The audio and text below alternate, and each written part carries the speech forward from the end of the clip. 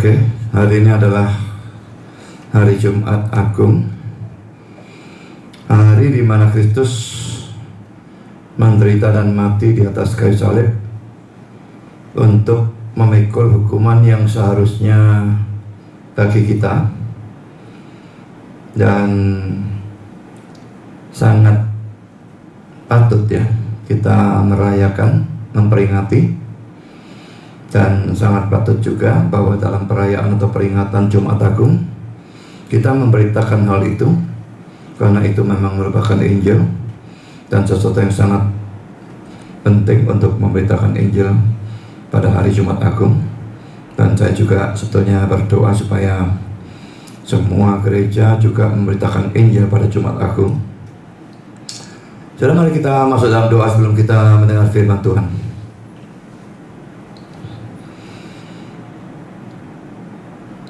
Bapa di surga, terima kasih bahwa kami bisa kembali mendapat kesempatan dan kebebasan untuk membaca, untuk mendengar, mempelajari, merenungkan sebagian firman, khususnya pada hari yang istimewa ini, hari Jumat Agung, hari di mana Kristus menderita dan bahkan mati untuk menebus dosa-dosa kami.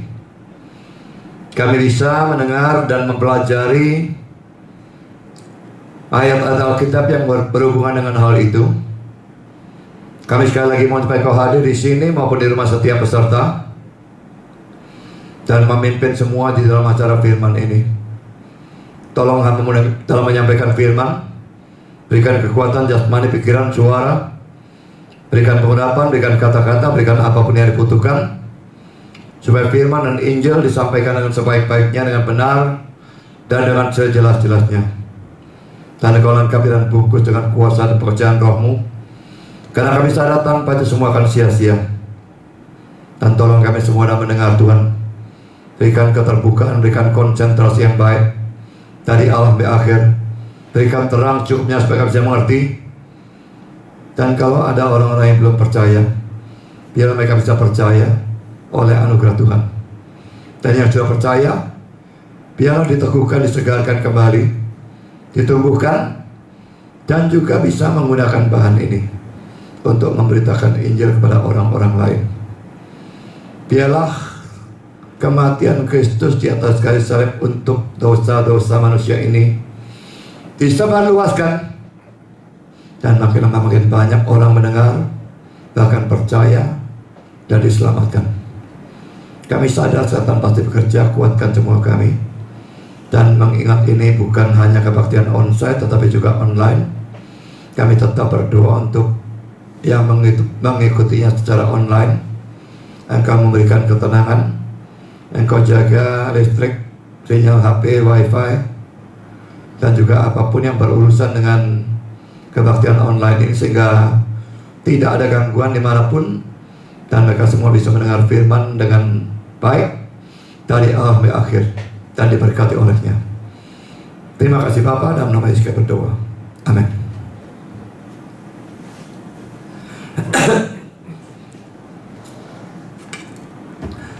Teks ini panjang ya, tapi hari ini kita tidak membaca seluruhnya, karena teks ini saya khotbahkan dalam 2 kali, jadi hari ini dan minggu, dan mungkin minggu nanti kita membaca sebagian yang lain.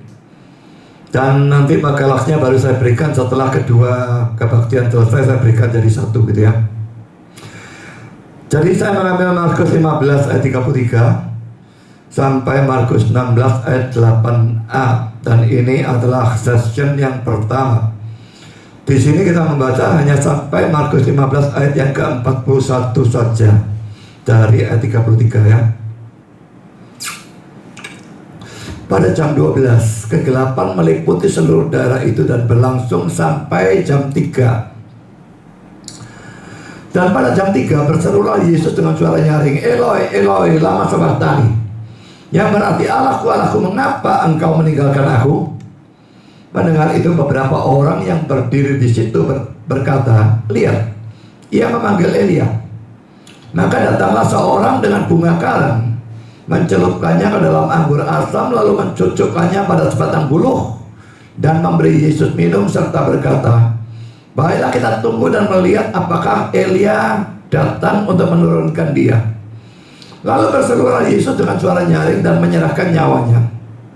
Ketika itu tabir bait suci terbelah dua dari atas sampai ke bawah. Waktu kepala pasukan yang berdiri berhadapan dengan dia melihat matinya demikian, berkatalah ia, sungguh orang ini adalah anak Allah. Ada juga beberapa perempuan yang melihat dari jauh, di antaranya Maria Magdalena, Maria ibu Yakobus muda dan Yoses serta Salome. Mereka semuanya telah mengikut Yesus dan melayaninya waktu ia di Galilea. Dan ada juga di situ banyak perempuan lain yang telah datang ke Yerusalem bersama-sama dengan Yesus. Saya kira cukup sekian dan sisanya akan kita baca dalam kebaktian Paskah hari Minggu nanti. Saudara, pertama-tama kita akan membahas sekitar kematian Yesus ya. Dan ini ayat 33 sampai 41 yang kita tadi baru baca. Ada beberapa hal saudara yang akan saya bahas ya. Pertama, ada kegelapan yang diberitakan dalam ayat yang ke-33. Saya baca sekali lagi. Pada jam 12, ini 12 siang ya, kegelapan meliputi seluruh daerah itu dan berlangsung sampai jam 3. Saudara, poin A ini merupakan suatu tanda atau mujizat yang terjadi sebelum Kristus mati, yaitu gelap gulita selama 3 jam, dari pukul 12 sampai dengan pukul 3 siang. Saudara, Calvin menolak anggapan sebagian orang, saya tidak tahu sebagian orang itu siapa, yang mengatakan bahwa kegelapan ini bersifat universal dalam seluruh dunia. Sebetulnya kalau dipikir secara logika saya tidak mungkin ya, karena di sini siang itu yang bagian dunia baliknya itu sudah gelap, mau gelap 3 jam, bagaimana caranya? Jadi ini jelas-jelas memang penolakan Calvin ini sesuatu yang sangat-sangat logis.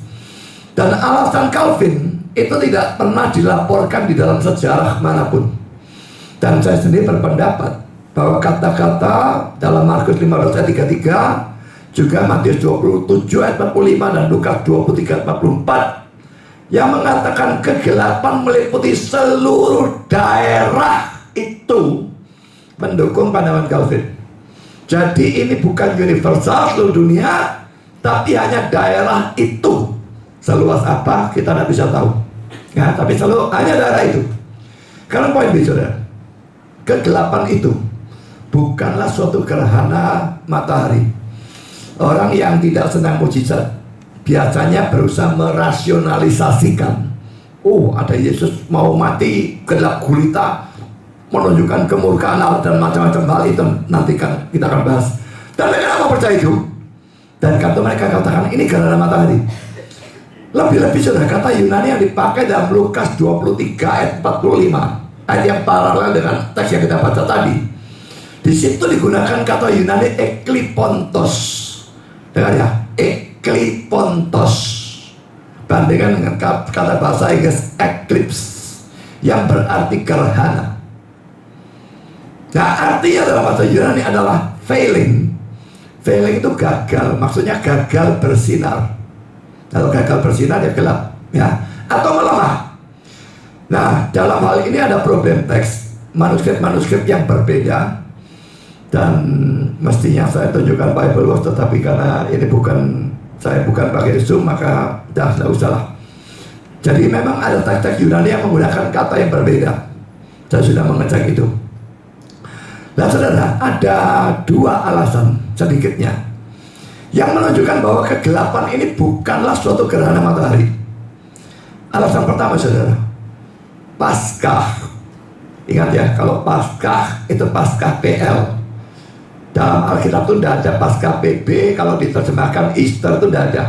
King James ada, tapi itu salah terjemahan. Semua Paskah di dalam Alkitab, bahasa Inggrisnya seharusnya Passover, dan terjadi Jumat, bukan terjadi Minggu. Kalau Paskah kebangkitan Kristus, Easter itu Minggu. Nah seringkali orang-orang yang ngawur saja tidak ngerti bedanya Passover dengan Paskah. Lalu kalau hari Minggu mengatakan Happy Passover. Pertama saya tanya, kamu Yahudi tak? Passover itu hari di mana mereka merayakan keluarnya mereka dari Mesir. Juga pembunuhan anak-anak sulung menyebabkan mereka bisa keluar dan sebagainya. Kan mereka disuruh sembelih domba, sapukan darahnya pada pintu dan sebagainya. Kalau malaikat melihat tanda darah, dia Passover. Passover dalam bahasa kita diterjemahkan lewat. Dalam bahasa kita ada tanda darah, lewat. Kalau tidak ada tanda darah, dia masuk dan dia membunuh anak sulung. Jadi dari sana sebetulnya muncul kata Passover. Itu terjadinya hari Jumat. Hari ini sebetulnya Yesus merayakan Paskah PL, tapi dia merayakannya pada hari Kamis. Mungkin Kamis malam, saya tidak ngerti. Kamis malam bagi mereka Jumat sudah. Ya. Jadi saudara, jangan kacau balaukan antara Passover dengan hari kebangkitan Kristus. Tidak ada hubungannya. Ya, Paskah selalu adalah Passover kalau di dalam perjanjian lama maupun baru. Paskah PB itu kebangkitan Kristus tidak ada istilahnya muncul di dalam Alkitab. Tidak ada sama sekali. Jadi saudara, alasan pertama, Paskah PL ini selalu dirayakan pada saat bulan purnama. Tanggal 15 selalu bulan purnama. Dan pada saat seperti itu tidak mungkin terjadi gerhana matahari. Pokoknya kalau bulan purnama pikirkan, tidak ada bulan purnama. Tahu-tahu gerhana matahari bagaimana bisa terjadi? Bulan purnama bulannya kelihatan besar, tidak bisa lalu tahu-tahu gerhana matahari bagaimana? Tidak pernah ada semacam demikian, saudara. Ini kata-kata dari pulpit commentary. Kegelapan yang bersifat supranatural atau gaib ini terjadi pada saat hari biasanya paling terang. Sekarang sedang pada saat bulan purnama, sehingga itu tidak mungkin disebabkan oleh apa yang kita sebut gerhana. Karena pada saat bulan purnama, bulan tidak bisa menghalangi di antara bumi dan matahari. Tidak diragukan bahwa kegelapan ini dihasilkan oleh campur tangan langsung dari Allah. Jadi ini jangan dicoba untuk dirasionalisasikan. Kok siang jam 12 tahu-tahu gelap gulita 3 jam itu mau jadi apa? Tidak ada gerhana. Tapi ini mujizat dari Tuhan. Yang kedua saudara, alasan kita tidak menerima bahwa itu gerhana. Gerhana matahari tidak mungkin terjadi selama lebih dari 15 menit. Tapi kegelapan ini berlangsung selama 3 jam. Bahkan kalau nanti dalam makalah saya berikan suatu link, saya cari di Google berapa lamanya gerhana matahari yang terlama. Cuma sekitar 7 menit lebih. Jangankan 15 menit, apalagi 3 jam. Tidak ada 15 menit saudara. 8 menit saja tidak ada. Dari apa yang saya googling itu 7 menit lebih. Jadi itu alasan kedua yang tidak memungkinkan bahwa ini suatu gerhana matahari, sesuatu fenomena alam yang biasa. Tidak. Ini jelas-jelas adalah mukjizat. Kalau ini adalah mukjizat, Tuhan pasti punya maksud atau punya arti ya. Kegelapan 3 jam ini apa maksudnya? Apa artinya? Dia tidak melakukan kegelapan begitu saja tanpa maksud apa-apa. Tentu ada arti, tentu ada maksud. Ini yang kita bahas pada poin D. Apa arti atau maksud dari kegelapan itu? Ada beberapa hal. Yang pertama, menunjukkan murka Allah. Gelap sering merupakan simbol kemurkaan atau hukuman Allah. Ya, karena pelajaran kemarin minggu lalu maupun hari ini maupun minggu panjang sekali bahannya. Saya banyak ayat yang tidak bacakan dan saya hanya berikan ayatnya tanpa bunyinya, dan saudara bisa membaca sendiri bahwa kegelapan sering merupakan simbol kemurkaan atau hukuman Allah. Saudara bisa bandingkan dengan Yesaya 5 ayat 30, Yesaya 60 ayat 2, Yoel 2 31, Amos 5 18 dan 20, Sefanya 1 15, Matius 24 29, Matius 25 ayat 30, Kisah 2 ayat 20 dan 2 Petrus 2 17. Lalu Wahyu 6 ayat yang ke-12. Nah, kalau memang di sini kegelapan itu menunjukkan kemurkaan Allah, maka masih perlu dipertanyakan lagi. Pada saat itu Allah murka kepada siapa? Jangan terlalu cepat jawabnya. Allah murka pada orang berdosa. Ya, jangan terlalu cepat menjawab seperti itu.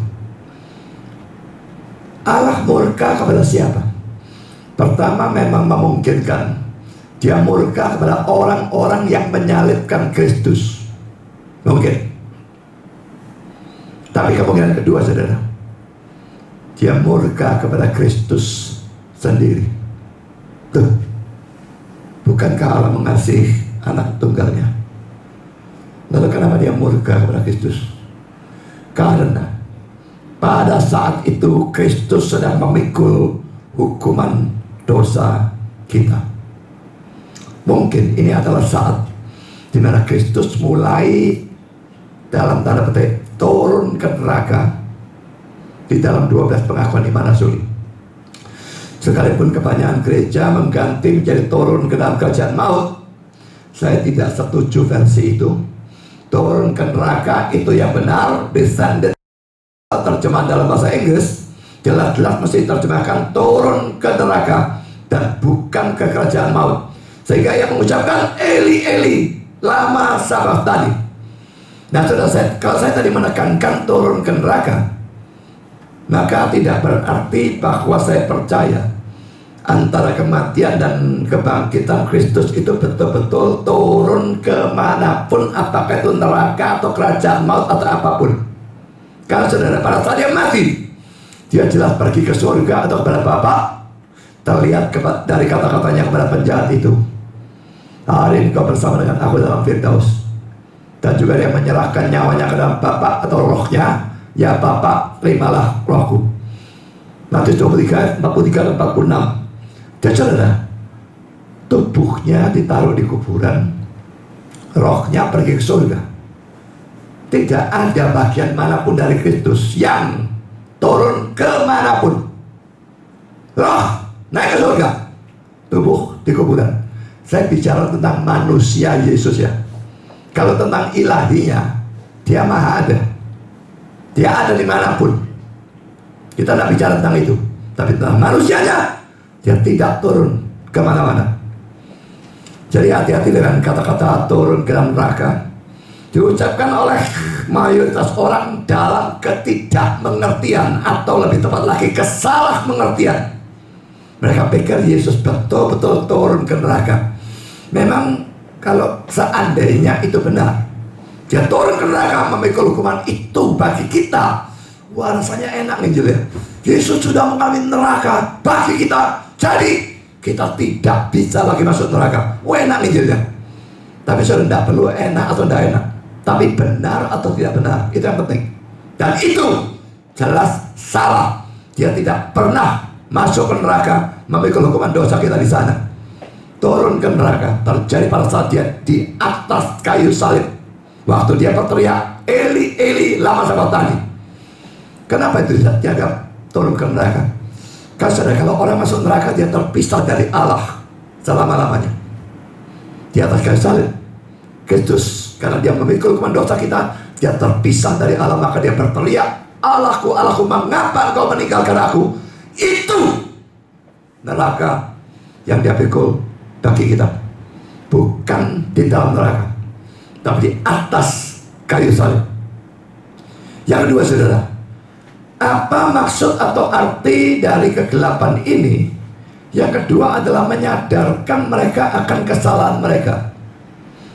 Jadi orang-orang yang menyalibkan, baik itu Yahudi maupun Romawi dan sebagainya, semua orang yang ada di sana yang bertanggung jawab atas penyaliban itu, moga-moga bisa disadarkan.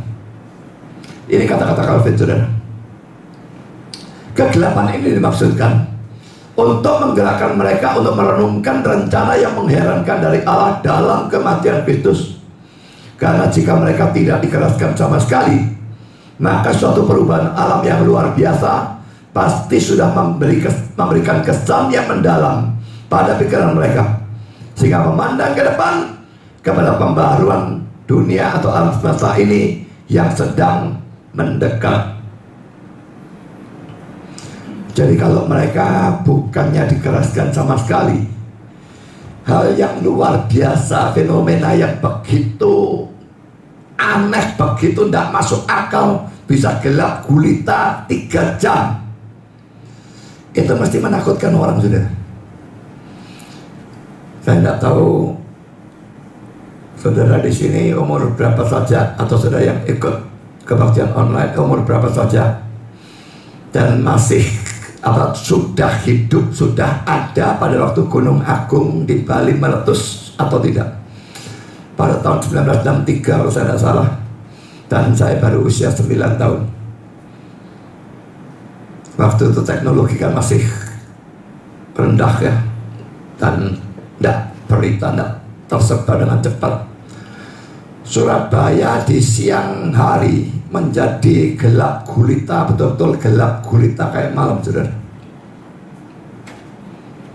Dan baru beberapa lama setelahnya orang tahu, oh ini abunya Gunung Agung yang meletus sampai ke Surabaya, menutup langit, dan betul-betul gelap gulita, dan banyak orang ketakutan.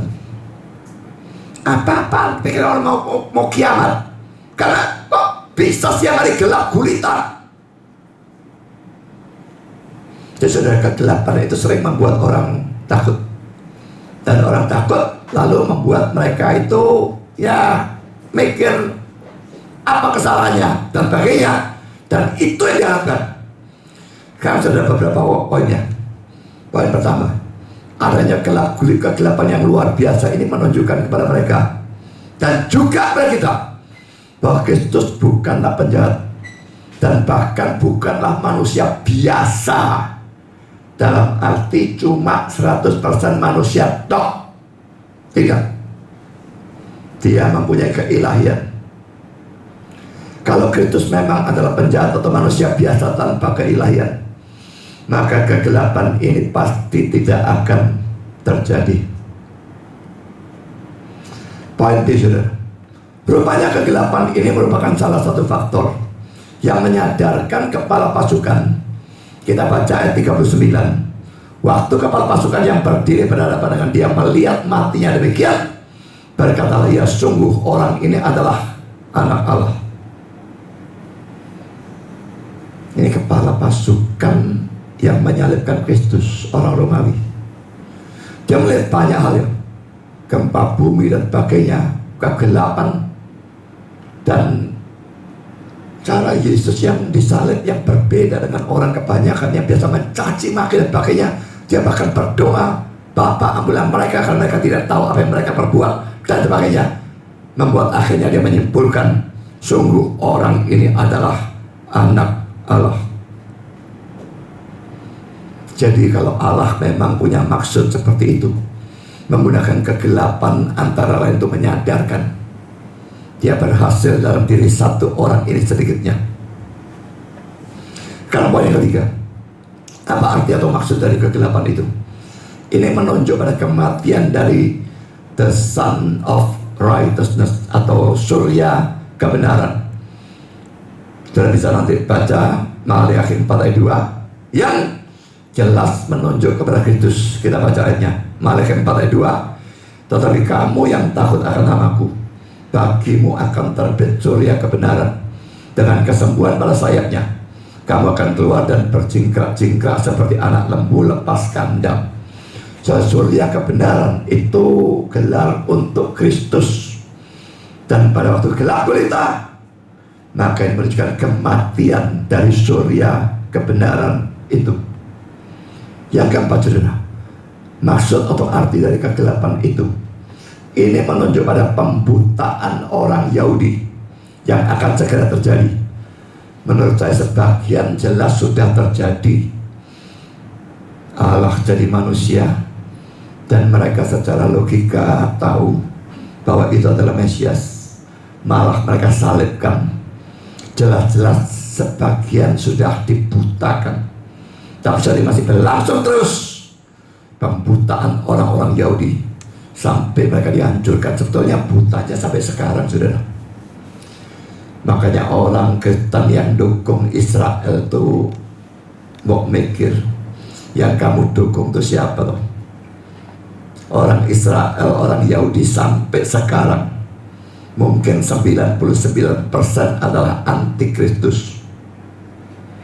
Agama Yahudi mungkin tidak beragama atau beragama lain, saya tidak tahu. Tapi yang Kristen dan Kristen sungguh-sungguh itu tidaklah terlalu banyak. Saya punya teman Yahudi pada waktu saya sekolah teologi, dan saudara, dia masuk jadi Kristen, dia diusir. Jadi sampai sekarang mereka begitu memusuhi Kristus dan memusuhi orang-orang yang percaya kepada Kristus. Pembutanya sampai sekarang. Jadi mau jadi apa dukung Israel? Kalau dalam perang lawan Palestina dan sebagainya, saya dukung Israel karena Israel menurut saya memang bukan pihak yang salah. Ya, pihak yang lain berikan berita begini, ini berikan berita begini. Saya lebih percaya berita yang ini. Mereka sengaja nembak terus nyerang terus itu turun balas tak boleh. Jadi kalau saya punya alasan lain, bukan karena Israel bangsa pilihan atau apapun, dulu mereka bangsa pilihan. Sejak Kristus mati di atas kayu salib, gereja muncul, gereja menggantikan kedudukan mereka. Itu tipenya. Gereja adalah anti-tipenya. Kitalah bangsa pilihannya sekarang, bukan mereka. Apakah mereka tidak ada orang-orang pilihan? Sangat bisa ada, tapi itu hanya sedikit. Ya, jadi saudara, orang-orang Yahudi dibutakan mulai saat itu sampai sekarang. Sekarang poin yang kedua, saudara, keterpisahan Yesus dengan Allah. Ayat 34. Jadi saudara, ini hal kedua yang terjadi di sekitar penyaliban Kristus. Dia terpisah dari Allah. Ayat 34. Pada jam 3 berserulah Yesus dengan suara nyaring, Eloi, Eloi, lama sabachthani, yang berarti Allahku, Allahku, mengapa engkau meninggalkan aku? Saudara, Markus ini menggunakan versi Aramaik, makanya Eloi, Eloi, lama sabachthani. Kalau Matius, Eli, Eli, lama sabachthani. Eli, Elinya Ibrani, tapi lama sabachthaninya tetap Aramaik. Kalau saudara melihat Mazmur 22 ayat 2, itu versi Ibraninya, Eli, Eli, lama azabtani. Itu artinya semua sama. Allahku, Allahku, mengapa engkau meninggalkan aku? Saudara, poin A, saudara, Yesus berseru, Eloi, Eloi, lama sabachthani. Ini komentar dari Real Public. Sampai saat ini Yesus telah melewati setiap pengalaman kehidupan kecuali yang satu ini. Ia tidak pernah tahu atau mengenal konsekuensi dari dosa. Kalau ada satu hal yang dilakukan oleh dosa, maka itu adalah memisahkan kita dari Allah. Dosa meletakkan antara kita dan Allah suatu pemisah seperti tembok yang tidak bisa didaki. Itulah suatu pengalaman manusia yang belum pernah dilalui oleh Yesus karena ia tidak berdosa. Mungkin bahwa pada saat ini pengalaman itu datang kepadanya bukan karena ia telah berdosa, tapi karena untuk menyamakan diri sepenuhnya dengan kemanusiaan kita, ia harus melaluinya. Dan pengalaman ini pasti menyakitkan secara ganda bagi Yesus karena ia tidak pernah mengenal atau tahu bagaimana rasanya dipisahkan oleh pemisah ini dari Allah. Seluruh kutipan saya setuju kecuali bagian yang saya cetak dengan huruf besar. Apakah Yesus terpisah dari Allah untuk menyamakan diri sepenuhnya dengan kita? Apa gunanya dia menyamakan diri dengan kita? Tolong jangan bicara-bicara, hei!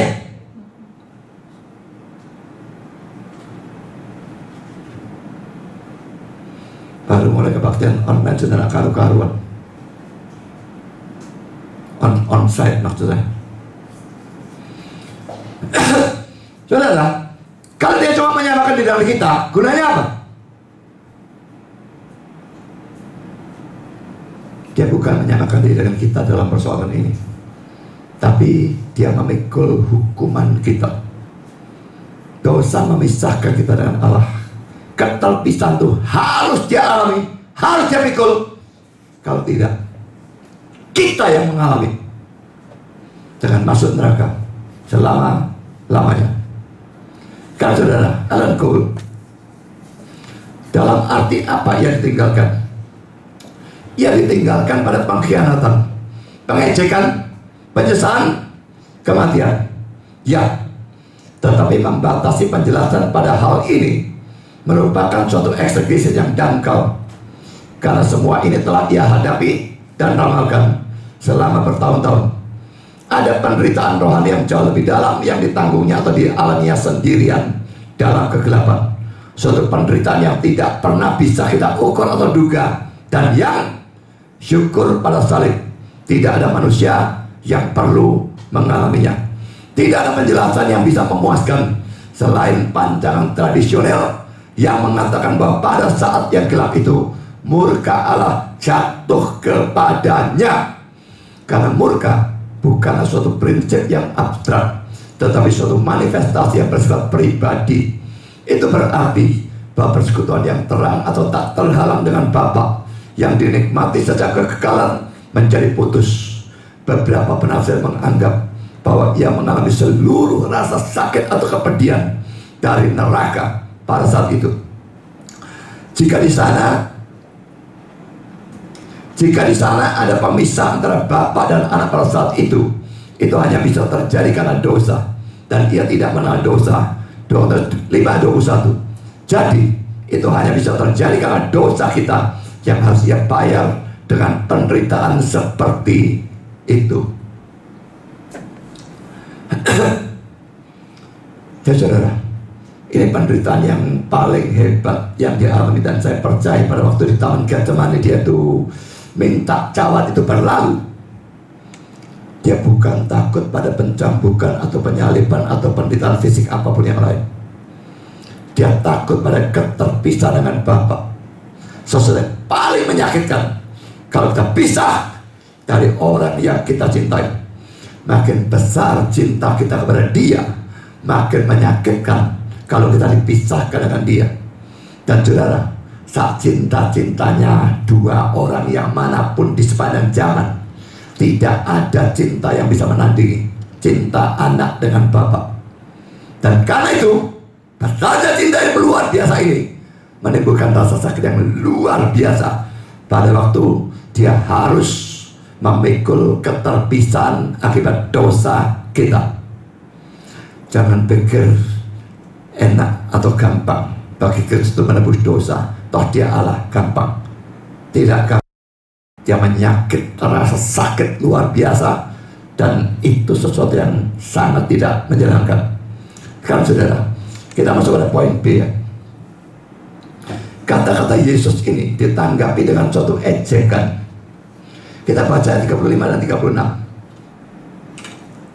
Mendengar itu, beberapa orang yang berdiri situ berkata, "Lihat, ia memanggil Elia." Maka datanglah seorang dengan bunga karang, mencelupkannya ke dalam anggur asam, lalu mencucukkannya pada sebatang buluh dan memberi Yesus minum, serta berkata, "Baiklah kita tunggu dan melihat apakah Elia datang untuk menurunkan dia." Calvin berkata, saudara, bahwa kata-kata itu bukan dikatakan karena mereka tidak mengerti apa yang Yesus katakan. Eli, Eli, pakainya panggil Elia, mereka salah mengerti. Bukan.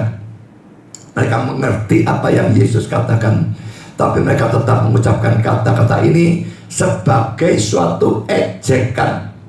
Ini kata-kata Calvin ya. Saya sama sekali tidak berpikir bahwa mereka salah karena ketidaktahuan, tapi karena mereka secara sengaja bermaksud untuk mengejek Kristus dan menjadikan doanya sebagai suatu kesempatan untuk memfitnah. Karena setan tidak mempunyai metode yang lebih efektif untuk menghancurkan keselamatan orang saleh daripada dengan membujuk mereka untuk tidak berseru pada Allah. Untuk alasan ini, Ia menggunakan agen-agennya untuk mengusir keinginan untuk berdoa dari kita. Sejauh Ia bisa melakukannya. Yesus berdoa diajak begitu supaya berhenti berdoa. Saya kira itu sering terjadi pada diri kita ya. Demikianlah Ia mendorong atau mendesak musuh-musuh yang jahat dari Yesus, menjadikan doanya sebagai suatu ejekan atau cemooh, dengan maksud melalui tipu daya ini menyingkirkan daripadanya senjata utamanya. Saudara, Yesus memang banyak diajak ya. Diajak macam-macam, dihina macam-macam. Tapi saya di sini buka HP, bukan saya main HP ya. Tapi karena saya ingin menunjukkan hoax yang muncul pada hari Jumat Agung. Saya tidak tahu saudara menerima hoax ini atau tidak. Saya kemarin sudah menerima di dalam grup keluarga saya, dan tadi pagi-pagi menerima dari dokter gigi saya.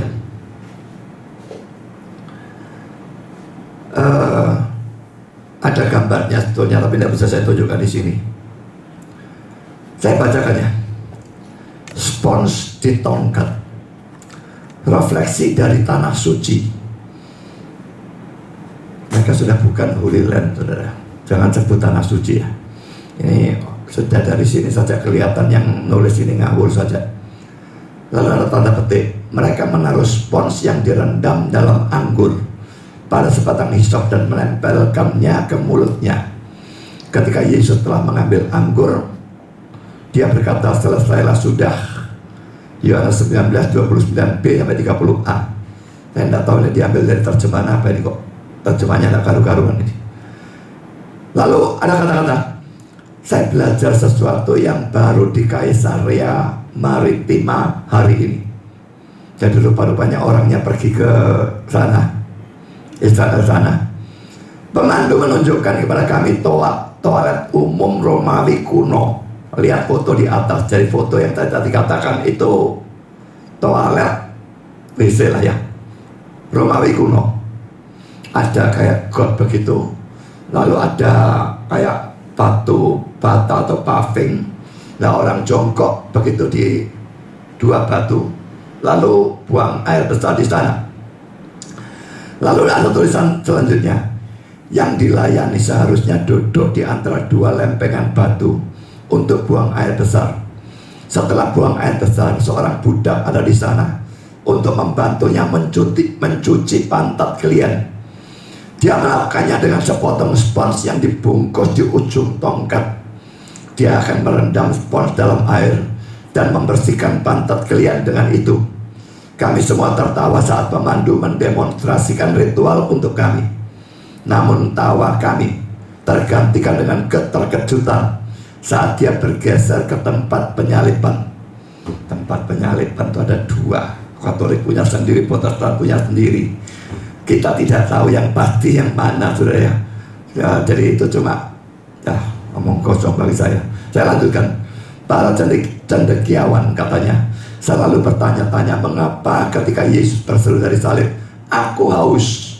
Salah satu tentara merendam sepotong spons di atas tongkat dengan anggur atau cuka murah dan kemudian memberikannya untuk diminum. Salah satu dari kami dalam kelompok berseru, "Apakah Anda memberitahu kami bahwa mereka menggunakan benda itu untuk memberinya minum?" Kami semua ternganga dan alis terangkat saat pemandu berkata, itu adalah bagian dari penghinaan. Kami dibuat terdiam untuk sementara waktu. Saya belum pernah mendengar kisah seperti itu tentang spons pada tongkat, tetapi itu masuk akal bagi saya jika tujuannya benar-benar untuk menunjukkan penghinaan. Memikirkannya saja membuat perut kami mual. Jadi mereka menaruh spons yang direndam dalam anggur pada sebatang hisop dan menempelkannya ke mulut Yesus, ke mulutnya.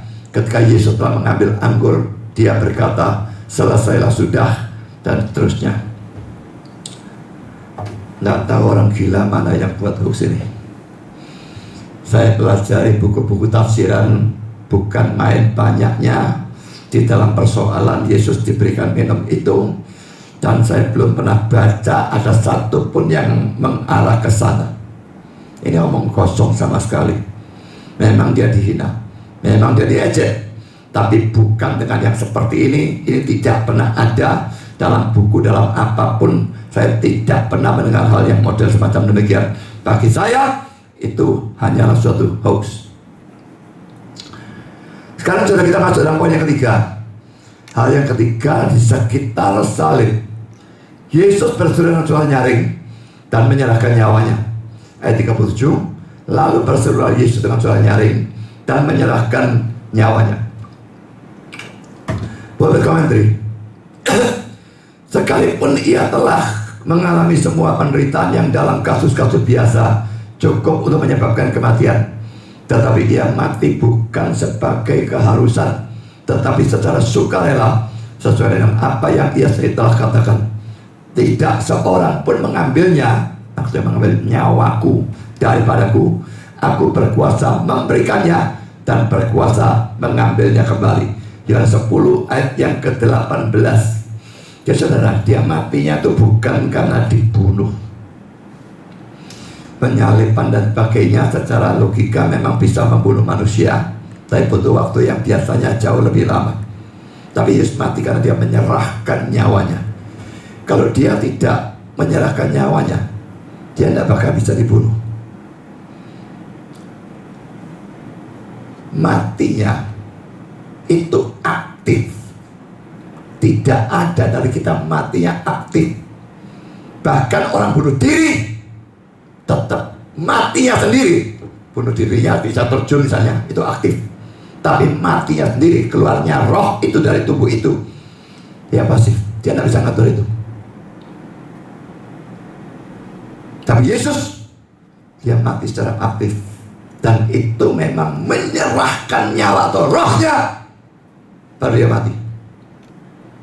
Karena keempat, hal keempat di sekitar kematian Yesus, tabir bait suci terbelah. Ayat 38. Kita lihat kronologi dan artinya ya. Kita baca ayat 38. Ketika itu tabir bait suci terbelah dua dari atas sampai ke bawah. Poin A, dalam Markus diceritakan kematian Yesus dulu, ayat 37. Baru tabir terbelah dalam ayat 38. Demikian juga dalam Matius 27 ayat 50-51. Tapi dalam Lukas urut-urutan itu dibalik. Lukas 23 ayat 45b 46. Saya tidak berikan, sudah bisa baca sendiri. Calvin mengatakan bahwa Lukas menulis secara tidak kronologis. Memang Lukas ini notorious ya. Notorious itu terkenal buruk gitu ya, bukan terkenal dalam arti yang baik. Tapi buruk di sini bukan buruk bagaimana, karena dia jelas punya maksud tertentu. Tapi Lukas memang sangat sering menulis secara tidak kronologis. Misalnya kasus pencobaan di padang gurun, pencobaan kedua dan ketiga oleh Lukas dibalik. Jelas yang benar adalah urutan dalam Matius, karena setelah pencobaan ketiga setannya diusir. Bagaimana itu masuk pencobaan kedua lalu dia diusir lalu dia melakukan pencobaan ketiga, itu masuk akal. Tapi Lukas membalik kedua dan ketiga. Juga dalam kasus Yudas Iskariot meninggalkan kelompok Yesus, dalam Lukas kelihatannya Yudas Iskariot ikut perjamuan kudus. Tapi dalam Yohanes pasal 13, Yudas Iskariot meninggalkan kelompok itu pada saat masih makan perjamuan Paskah. Kan mereka makan perjamuan Paskah, lalu tahu Yesus ubah itu atau gabung ya. Ini dilakukan, ini dilakukan juga mungkin sebagai suatu tanda bahwa ini digantikan oleh itu. Dia sudah meninggalkan pada saat perjamuan Paskah. Jelas dia tidak ikut perjamuan kudus yang terjadi setelah itu. Tapi dalam Lukas kelihatannya kayaknya dia ikut. Jadi saudara, ini Lukas memang tidak kronologi itu banyak sekali. Karena poin kedua, arti dari terbelahnya tabir bait suci. Pertama saudara, penghapusan seremonial law dan imam-imam, korban-korban, bahkan seluruh bait Allah itu semua dihapuskan. Memang ada usaha orang bangun kembali bait sucinya, tapi di tempat di mana bait suci terletak dulu, sekarang terletak masjid apa namanya, saya tidak ingat, Al-Aqsa atau apa, saya tidak ingat namanya. Mekah, dan itu dianggap oleh orang-orang Islam sebagai suatu tempat suci. Kalau mereka mau bangun bait Allah tempat itu, mereka harus hancurkan masjid itu. Yang terjadi adalah perang dunia, saudara. Jadi Tuhan sudah mengatur bahwa bait suci itu tidak boleh dibangun lagi. Saya kok yakin tidak akan bisa dibangun sampai kapanpun. Memang bait suci memang tetap ada sampai tahun 70. Romawi datang, hancur leburkan seluruh Yerusalem beserta dengan bait sucinya. Jadi saudara, pada waktu tabir bait suci terbelah cuma simbol, tapi dengan simbol itu Tuhan menyatakan penghapusan seremonial law, imam-imam, korban-korban, bahkan seluruh bait suci. Jadi saudara, kalau sampai sekarang ini misalnya gereja-gereja tertentu seperti Advent itu masih memelihara seremonial law, lalu melarang makan makanan di dalam daging-daging di dalam Imamat pasal yang ke-11. Ya, mereka mau seperti dasar sukanya lah. Kita tidak bisa memaksakan apapun.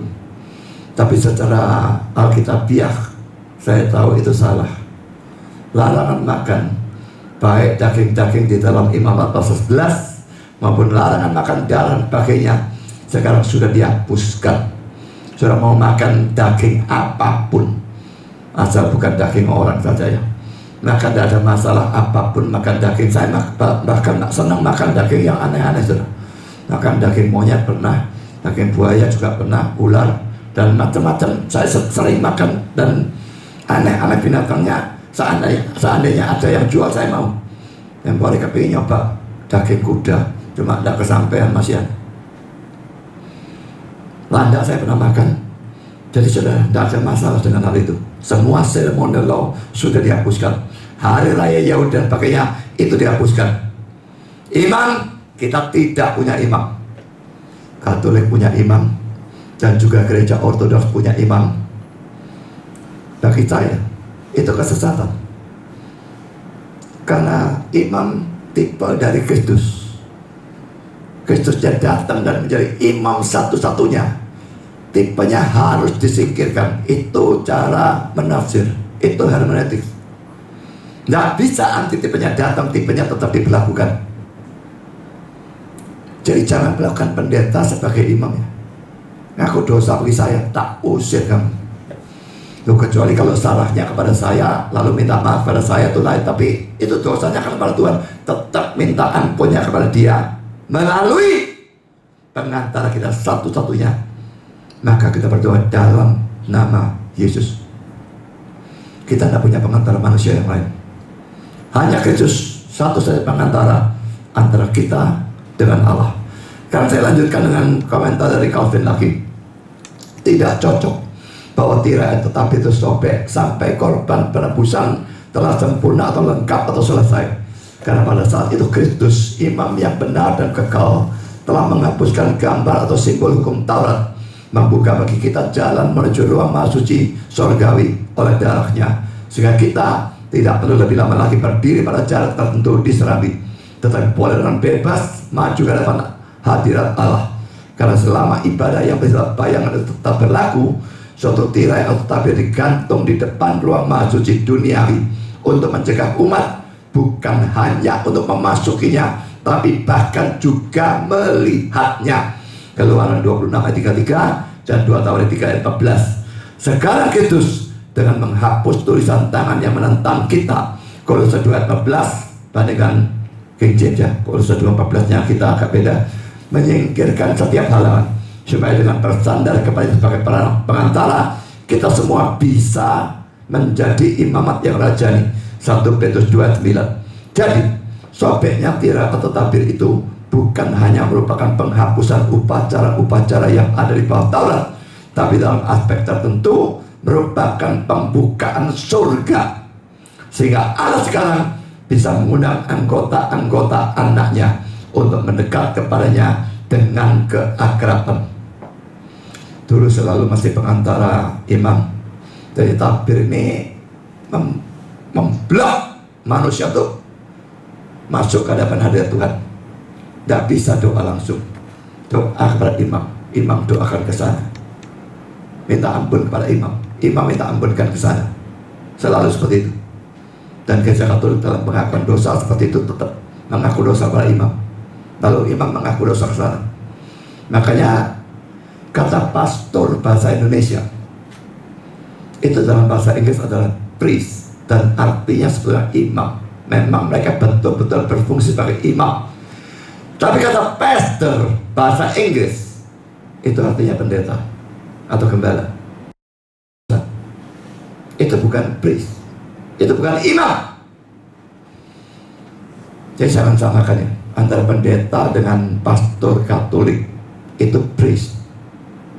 Kita tidak menerima pengantaran manusia. Karena Calvin lagi. Sementara itu orang-orang Yahudi diberitahu bahwa masa penghapusan korban-korban telah tiba, dan bahwa keimaman kuno sudah tidak boleh digunakan lagi, sehingga sekalipun bangunan bait suci itu tetap dibiarkan berdiri, tetapi sudah tidak perlu lagi untuk menyembah atau beribadah pada Allah di sana menurut kebiasaan kuno. Tetapi karena hakikat dan kebenaran dari bayang-bayang telah digenapi, gambar atau simbol Taurat diubah menjadi roh.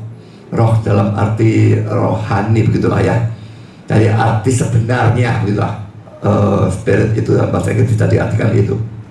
Kami sudah saya lanjutkan dengan pulpit commentary. Penyobekan tirai atau tabir itu menunjukkan satu, bahwa seluruh sistem Yahudi dengan tata cara dan upacaranya sekarang telah dibuka oleh Kristus, dan bahwa sejak saat itu dinding pemisah yang di tengah-tengah telah dihancurkan, sehingga sekarang bukan hanya orang Yahudi saja, tetapi orang non-Yahudi juga boleh mendekat oleh darah Kristus.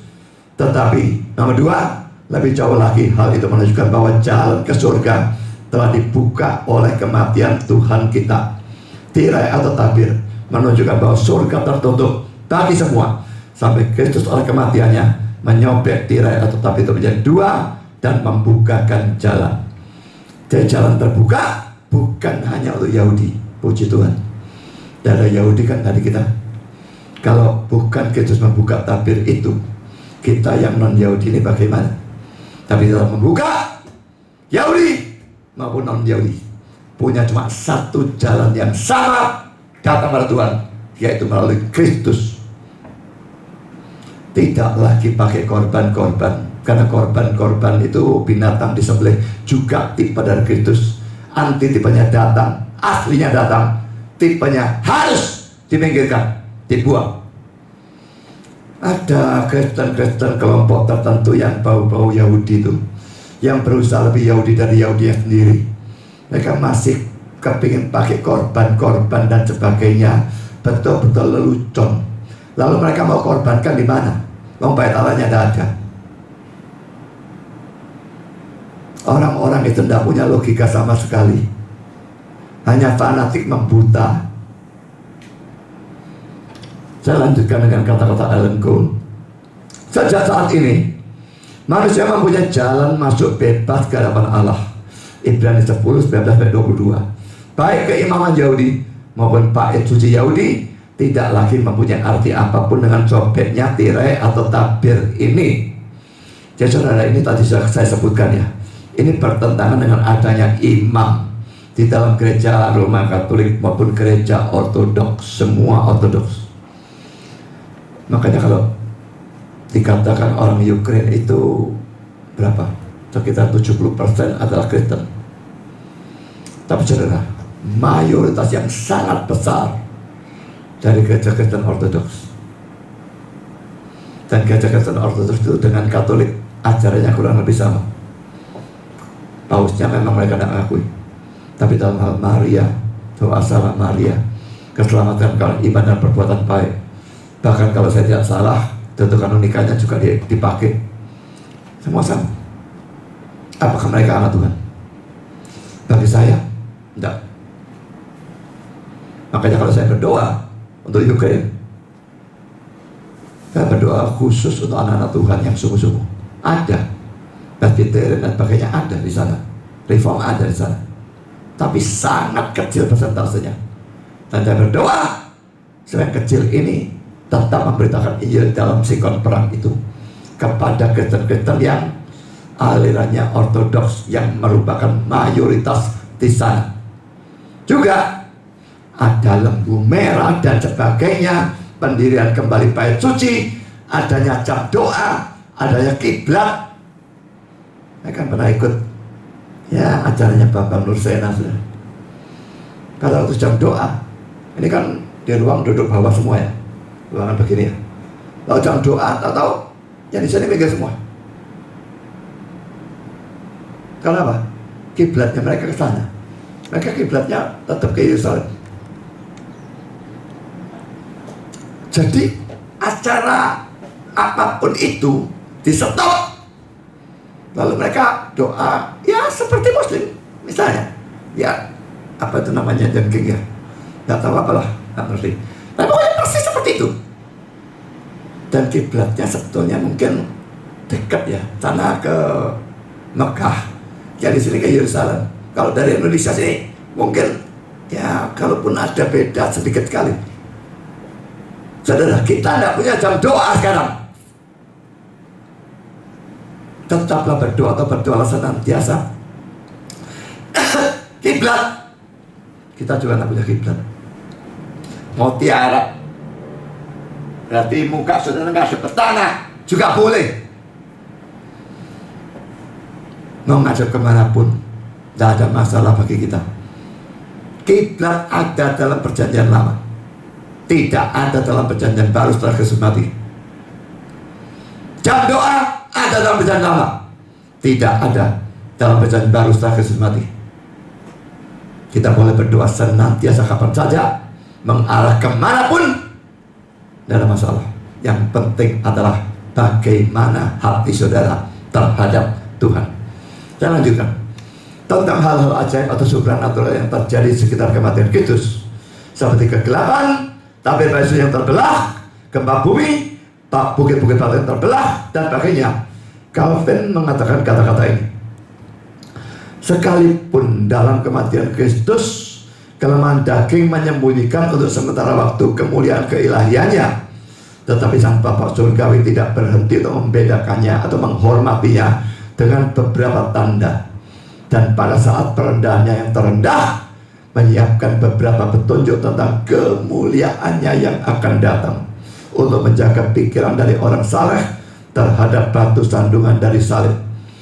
Demikianlah keagungan Kristus diperlihatkan atau dibuktikan oleh penggelapan matahari, oleh gempa bumi, oleh pemecahan batu karang atau bukit batu, dan penyobekan tirai atau tabir, seakan-akan surga dan bumi sedang memberikan penghormatan yang harus mereka berikan kepada pencipta mereka. Saudara, memang ini tetap tahap rendahnya, sampai dia mati dikuburkan lalu turun ke dalam neraka. Tetap semua itu perendahan.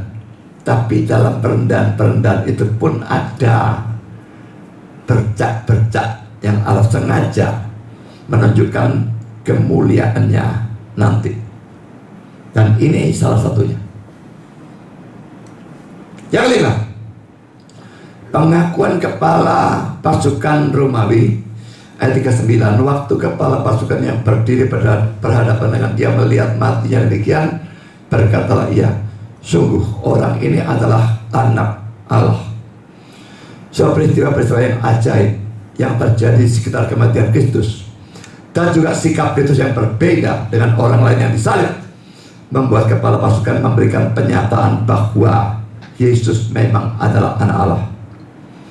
Calvin mengatakan bahwa merupakan sesuatu yang indah bahwa orang kafir ini Romawi, non Yahudi, dia tidak tahu apapun Taurat, tidak pernah belajar Taurat, tapi bisa mengambil kesimpulan yang benar dari apa yang terjadi pada saat itu, termasuk tanda kegelapan, gempa, dan sebagainya. Ini juga menunjukkan kebutaan dan kebodohan orang-orang Yahudi yang tidak bisa bertindak seperti perwira kafir ini. Mereka kafir-kafirkan Romawi, padahal mereka lebih kafir dari Romawi ya. Tentu saja bukan semua Romawi, tapi satu perwira Romawi ini. Karena William Barclay, ia tidak pernah melihat seseorang mati seperti itu, dan ia yakin bahwa Yesus adalah anak Allah. Andai kata Yesus hidup terus dan mengajar dan menyembuhkan, ia mungkin akan membuat banyak orang tertarik. Tetapi adalah salib yang berbicara langsung kepada hati manusia. Kalau Yesusnya tidak mati, tentu saja juga tidak bangkit. Hidup terus dan ngajar membuat banyak orang tertarik. Saudara, tidak ada gunanya, saudara. Tanpa salib tidak ada pengampunan dosa. Kalau tidak ada Jumat Agung, kita semua masuk neraka tanpa kecuali saudara saya siapapun. Dari Adam sampai kiamat semua masuk neraka. Pintu surga dibuka hanya karena hari yang kita rayakan saat ini, hari Jumat Agung, hari kematian Kristus untuk memikul kepada dosa kita, hari kematian Kristus untuk menebus dosa-dosa kita. Siapapun yang percaya, saya tidak akan pergi ke neraka. Itu bukan cuma kemungkinan, bukan mudah-mudahan, bukan kemungkinan besar. Itu adalah suatu kepastian. Apa saudara sudah punya keyakinan itu atau masih di bawah 100%? Kalau saudara masih ragu-ragu, saudara belum Kristen. Kalau saudara ragu-ragu masuk surga, saya yakin saudara tidak masuk surga. Iman saudara perlu diintrospeksi. Kita semua harus yakin semua dosa kita dibayar oleh Kristus. Kalau semuanya dibayar, dosa yang mana lagi yang mesti kita bayar sendiri? Seandainya saya punya hutang 1 miliar, dia bayar 1 miliar, tidak 1 sen pun tersisa. Lalu yang mana lagi masih saya bayar? Tidak ada. Begitu simple, begitu sederhana. Kita harus yakin kematiannya. Kalau kita percaya itu, betul-betul memastikan keselamatan kita. Saya lanjutkan. Ellen Cole. Untuk perwira Romawi yang jujur ini, buktinya berlimpah-limpah. Ia telah memperhatikan dan bingung sementara anak buahnya berjudi atau mengundi. Dan sekarang ia yakin apa yang ia sebagai seorang kafir maksudkan dengan anak Allah telah banyak diperdebatkan. Itu mungkin bukan kedudukan yang tidak ada taranya atau bandingannya seperti yang dimengerti oleh orang Kristen, khususnya karena Lukas menuliskan orang benar dan bukannya anak Allah. Ya, jadi bagian paralelnya dalam Injil Lukas, bukan sungguh orang ini anak Allah, tapi orang benar, dia katakan. Sekalipun demikian, sedikitnya gereja Kristen melihat dalam kata-kata perwira ini suatu pernyataan kebenaran yang tidak disadari, seperti pernyataan yang diberikan oleh Kayafas, Yohanes 11 ayat 50. Tuhan menuntut sedikit pengetahuan dan banyak iman sebagai langkah permulaan dalam diri mereka yang datang kepadanya. Saksikan cara ia memperlakukan pencurian sekarat, Lukas 23 ayat 43, sehingga perwira ini mungkin pada akhirnya menjadi orang percaya yang sungguh-sungguh. Lukas mengatakan orang benar bukan anak Allah itu dalam Lukas 23 ayat yang ke-47. Saudara bisa baca sendiri. Ya, jadi memang tidak pasti apa yang dimaksudkan oleh dia dengan anak Allah. Apakah ini betul-betul dia beriman dalam iman dengan iman yang betul-betul menyelamatkan dia atau tidak? Tapi saudara mengingat ini dicatat di dalam Alkitab. Kalau itu bukan iman yang menyelamatkan, rasanya agak aneh. Ada apa itu dicatat di dalam Alkitab? Jadi kalau saya lebih condong untuk berkata bahwa perwira ini memang beriman dengan iman yang menyelamatkan. Kalau belum pada saat itu, pasti setelahnya. Karena yang keenam, beberapa perempuan pengikut Kristus menyaksikan penderitaan dan kematian Yesus. Mari kita lihat ayat 40 dan 41. Ada juga beberapa perempuan yang melihat dari jauh, di antaranya Maria Magdalena, Maria ibu Yakobus muda, dan Yoses serta Salome. Mereka semuanya telah mengikut Yesus dan melayaninya waktu ia di Galilea. Dan ada juga di situ banyak perempuan lain yang telah datang ke Yerusalem bersama-sama dengan Yesus. Ellen Cole Mengapa demikian? Di sini Markus menyebutkan secara khusus grup murid perempuan.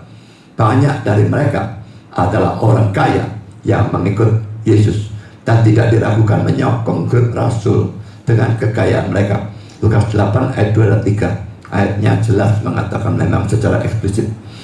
Yohanes juga mengatakan bahwa mereka berdiri di dekat salib. Yohanes 19 ayat 25. Gereja selalu berhutang banyak kepada perempuan-perempuan yang berbakti.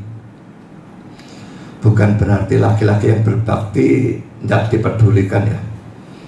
Tapi biasanya karena khususnya pada zaman itu perempuan sangat direndahkan, maka mungkin karena itu dia kepingin menetralisir.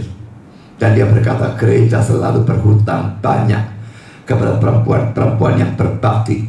Seringkali para perempuan yang memiliki kekayaan dan merupakan tanda dari seorang tolol untuk meremehkan mereka. Grup yang sama ikut dalam melakukan penguburan ayat 47, membawa pemberian kasih dalam bentuk rempah-rempah pasal 16 ayat 1, mendengar kabar pertama tentang kebangkitan pasal 16 ayat 5 dan 6, terus berdoa sampai hari Pentakosta kisah Rasul 1 ayat 14, membuka rumah mereka untuk kebaktian Kristen kisah 12 ayat 12. Ada orang yang mengatakan di dalam perjanjian baru tidak ada perempuan yang jahat terhadap Yesus. Tidak pernah ada. Saya tidak pernah ngecek kata-kata itu. Tapi kalau dipikir-pikir sepintas memang mungkin tidak ada. Laki jelas banyak pengkhianat, tapi perempuan tidak ada. Yang betul-betul memusuhi Kristus tidak pernah ada. Tapi jangan saudara memulainya. Udah dalam Alkitab, aku jadi yang pertama. Apa jadi yang pertama itu menyenangkan atau sesuatu yang patut dipuji? Sama sekali tidak ada, saudara. Jadi saudara, khotbah akan saya sambung dengan khotbah Paskah pada hari Minggu. Tapi hari ini kita sedang melihat, biarpun hanya angka rumah satu, hal-hal yang di sekitar kematian Kristus, dan kita sudah cukup belajar Injil, cukup belajar banyak dalam persoalan ini. Saya ingin memberikan tantangan kepada saudara. Apakah saudara orang yang sudah percaya pada Kristus? Hari Jumat Agung kita rayakan, dan memang terjadi pada 2000 tahun yang lalu. Maukah saudara sia-siakan itu? Kalau saudara tidak percaya sampai saudara mati, betul-betul pengorbanan Kristus tidak ada gunanya. Dan kalau saya percaya, semua dosa sebesar apapun, sebanyak apapun, diampuni, dihapuskan tanpa kecuali. Dan masuk surga itu bukan kemungkinan, tapi suatu kepastian. Yang belum percaya, datang pada dia. Yang sudah percaya, teguhkan iman saudara dan beritakan berita ini kepada orang-orang lain, supaya semua yang lain pun bisa ikut percaya. Kita akan langsung masuk di dalam perjamuan kudus.